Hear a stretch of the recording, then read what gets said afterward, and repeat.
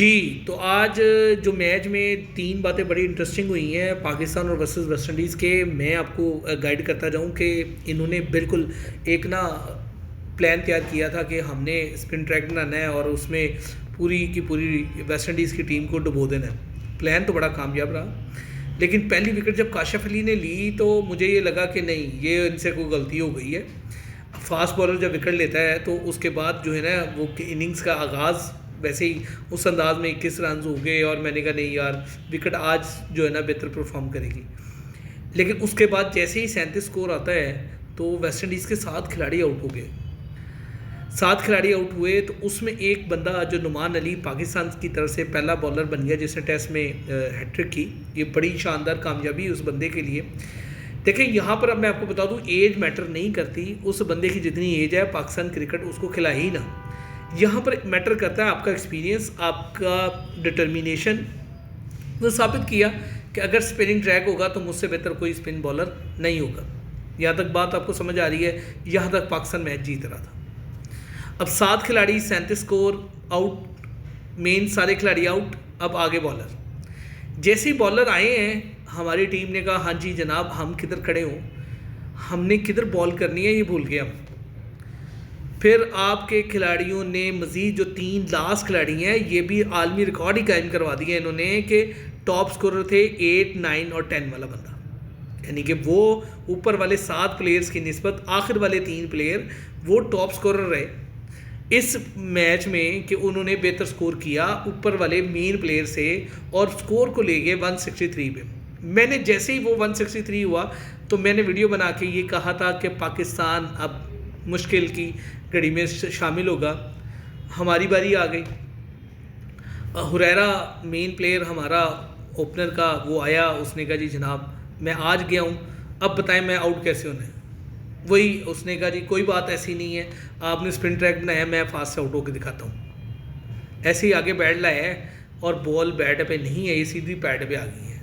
खाने के बाद घूरियाँ डाली हैं उसने अंपायर को भी, चांद मसूद को भी, कि मैं आउट नहीं हुआ, ये मेरी टांग पे बॉल लगी है, विकेट पे नहीं लगी।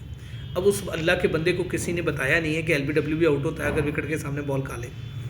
उसने जी टी का साइन किया जी मैं थर्ड अंपायर के पास जाऊंगा और मैं चेक करूंगा कि वाकई मैं आउट हुआ हूँ कि नहीं। उसके बाद फिर डिसीजन आता है कि जनाब आप जा सकते हैं। चला गया। उसके बाद हमारे कप्तान पुराने बाबर आजम साहब आते हैं, वही लेफ़्ट आर्म स्पिनर, वही ऑफ स्टंप, वहीं पर बॉल, समझ रहे हैं कि मैं इसको कट मारूंगा।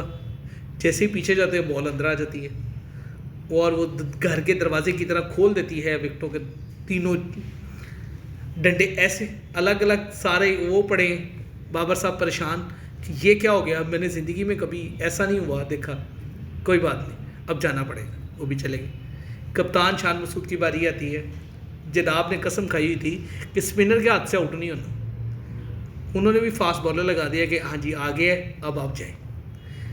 आप साहब लगाएं कि उन्होंने of side the off stump ball की है, हल्की सी अंदर आई है और इन्होंने कहा जी मैं अब छिक्का मारूंगा। जैसे बैट आगे लेके गए हैं, बैट और पैड पे हल्की सी टच होती हुई विकेट के अंदर ठक।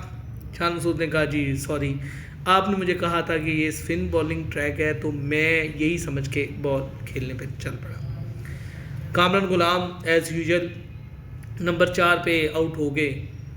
बाद में टीम में को संभाला दिया साउथ शकील ने और रिजवान ने। ये एक अच्छी पार्टनरशिप हुई जो कि लास्ट टेस्ट में भी यही 2 बंदे थे जो आपको टेस्ट जितवा गए।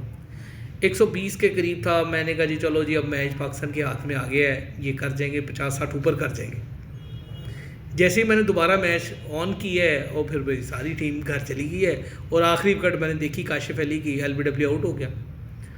अब यहाँ पर हिसाब लगाएं साजिद खान ने इसमें भी 16 रन कर लिए थे, तो अंदाज़ा लगाएं कि पाकिस्तान किस लेवल की क्रिकेट खेल रहा है। आपने स्पिनिंग ट्रैक लगाए हैं, बिल्कुल बनाए हैं, कोई ऐसी बात नहीं है। कम से कम आप अपने प्लेयर्स को भी तो प्रिपेयर करें कि आप करना क्या चाहते हैं। अगर स्पिनिंग ट्रैक है तो स्पिनर से आउट हो यार, दुख तो ना हो।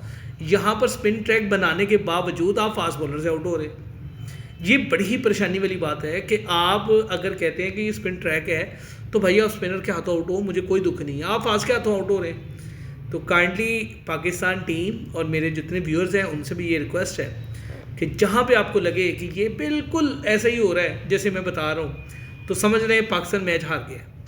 और अगर आपको लगे कि इसके बरक्स हो रहा है तो आप समझें पाकिस्तान जीत गया। अगर पाकिस्तान को कल 130 कर दिया, अगर वेस्ट इंडीज़ ने आके अग्रेसिव बैटिंग को चूज़ किया, तो यकीन जाने पाकिस्तान 200 रन आराम से खाएगा।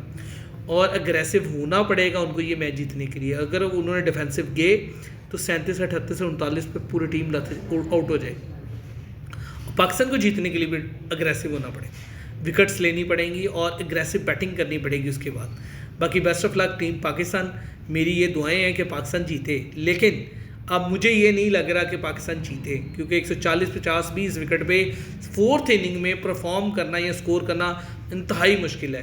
बाकी बेस्ट ऑफ लक, सुबह देखते हैं क्या होता है। सुबह आखिरी दिन होगा मेरे ख्याल से इस टेस्ट मैच का, दूसरे दिन ही मैच ख़त्म होने वाला है। अल्लाह हाफ़िज़।